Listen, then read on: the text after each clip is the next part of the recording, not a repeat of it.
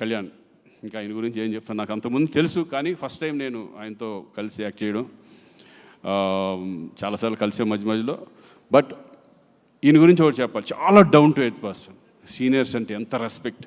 నిజంగా ఈ సినిమాలో అమ్మ అమ్మ అంటూ విజయశాంతి గారు వచ్చినప్పటి నుంచి ఆ పిలుస్తాడు. నిజంగా వైబ్ అంతా సినిమాలో కనపడుతుంది. నిజంగా తల్లి కొడుకులు యాక్ట్ చేశారు అన్నంత ఫీల్లో వీళ్ళిద్దరూ, అంత రెస్పెక్ట్గా, అంత అమ్మ అని ఫీలింగ్తో, అందరితో గౌరవంతో, అందరితో రెస్పెక్ట్గా మాట్లాడడం. కళ్యాణ్ నిజంగా హ్యాట్స్ ఆఫ్. అదొకటే కాదు, ఈ సినిమా మీద ఆయనకి ప్రతి క్యారెక్టర్ మీద కానీ ప్రతి సీన్ మీద ఆయన పెట్టే ఎఫర్ట్, నిజంగా ఒక హీరో అనేవాళ్ళు ఇంత జాగ్రత్తలు తీసుకుంటే డెఫినెట్గా సినిమా హిట్ అవుతుంది అనే కాన్ఫిడెన్స్. మేమైతే ఇదివరకు ఏమి పెట్టేవాళ్ళం కాదు. డైరెక్టర్ నమ్మేసి డైరెక్టర్ ఏం చెప్తే అది చేసేవాళ్ళం, ఏం అడిగేవాళ్ళం కాదు.